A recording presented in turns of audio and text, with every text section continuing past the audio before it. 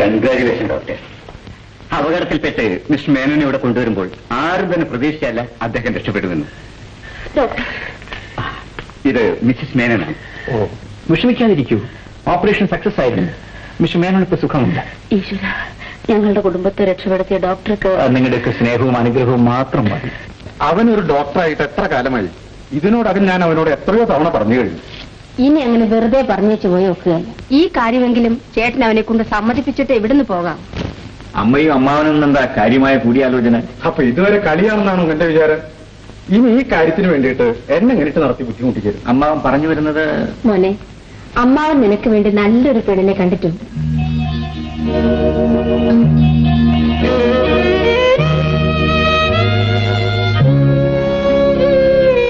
എനിക്കിപ്പോ വിവാഹം വേണ്ട അമ്മാവ. വിവാഹകാര്യത്തിൽ എനിക്ക് എതിർപ്പുണ്ടായിട്ടല്ല.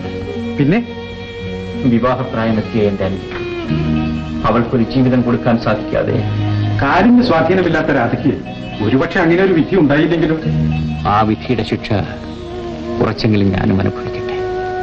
അവളുടെ സുഖത്തിന് വേണ്ടിയാണ് അമ്മാവ ഞാൻ ജീവിക്കുന്നത്. എങ്കിൽ നീ അവൾക്ക് വേണ്ടി കുറെ സമ്പാദിക്കുകയെങ്കിലും ചെയ്യരുതോ? അമ്മാവ, എന്നെ ഒരു സർക്കാർ ആശുപത്രിയിലെ ഡോക്ടറായിട്ട് മാത്രമേ കാണാവൂ. പണത്തിന് വേണ്ടി ചികിത്സിക്കാൻ എനിക്ക് അറിഞ്ഞുകൂടാ. ചികിത്സയ്ക്ക് പണമില്ലാതിരുന്ന എന്റെ അച്ഛന്റെ അനുഭവം മറ്റാർക്കും ഉണ്ടാകരുത്. അന്ന് എനിക്ക് 10 വയസ്സ് കാണും.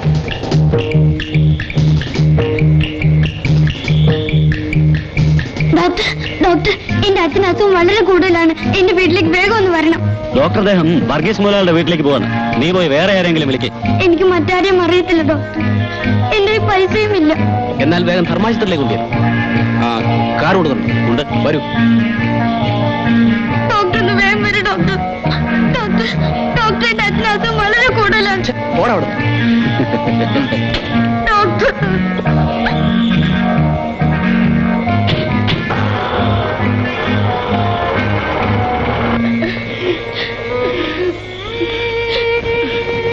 ഡോക്ടറെ കണ്ടില്ലേ മോനെ? കണ്ടു. ഡോക്ടർ വന്നില്ലമ്മേ. അച്ഛനെ ധർമാശുപത്രി കൊണ്ടുപോകാൻ പറഞ്ഞമ്മേ. മോനെ,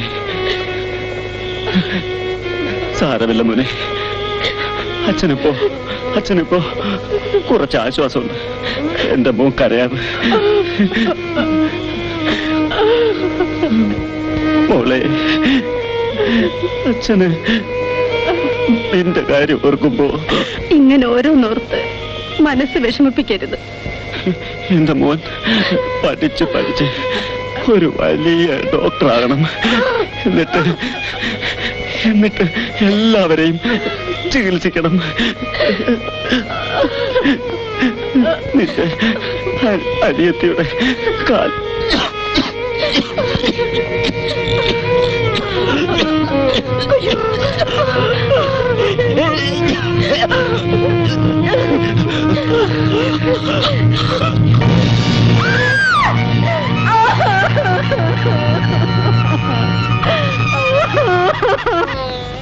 അങ്ങനെ എന്റെ അച്ഛൻ മരിച്ചു. എന്റെ അച്ഛന് 2 ആഗ്രഹങ്ങളായിരുന്നു. ഞാൻ പഠിച്ച ഒരു വലിയ ഡോക്ടറാകണം, എന്നിട്ട് എന്റെ അനുജത്തിയുടെ കാല് ഭേദമാക്കണം. രണ്ടാമത്തെ എന്നെ കൊണ്ട് സാധിച്ചില്ല. നീ വിഷമിക്കാതിരിക്കും. ഇതൊക്കെ ഒരു വിധിയാണെന്ന് വിചാരിച്ചാൽ സമയമാകുമ്പോൾ എല്ലാം ശരിയാകും. ഞാൻ അടുത്ത ആഴ്ച അങ്ങോട്ട് വരാം.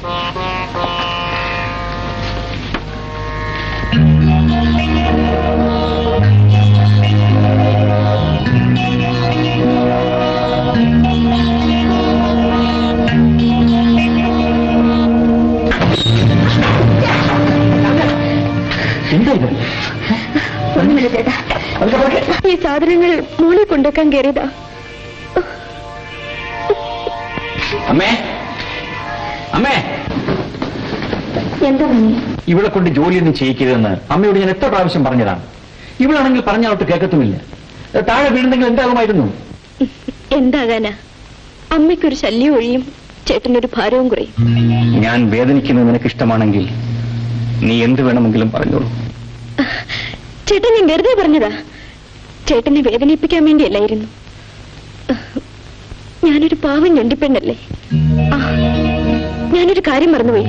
ചേട്ടന് ഒരു കല്യാണക്കുറിയുണ്ട്, ഞാൻ എടുത്തോണ്ട് വരാം.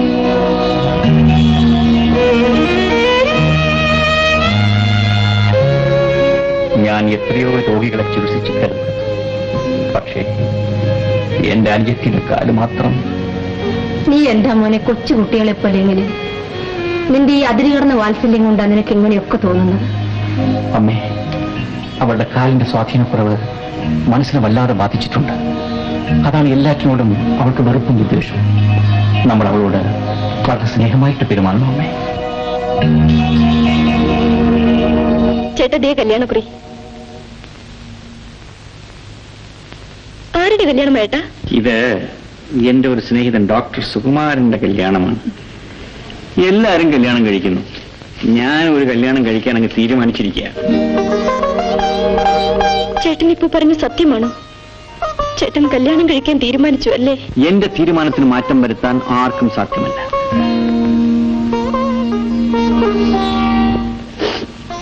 ചാക്ക നിൽക്കൂ, നീ എന്തിനാ കരയുന്നത്? ചേട്ടൻ എവിടുന്നെങ്കിലും ഒരു പെണ്ണിനെ കല്യാണം കഴിച്ചോണ്ട് വരും. പിന്നെ ചേട്ടൻ എന്നോടുള്ള സ്നേഹം മുഴുവനും അവരോടായിരിക്കും. ഞാനൊരു ഞൊണ്ടി ആയതുകൊണ്ട് അവരും എന്നെ ഇഷ്ടപ്പെടത്തില്ല. എല്ലാവർക്കും എന്നോടായിരിക്കും വെറുപ്പ്. എല്ലാവരും എന്നെ ഉപേക്ഷിക്കുകയും ചെയ്യും. ഞാൻ ഒറ്റയ്ക്കായി പോവും ചേട്ടാ.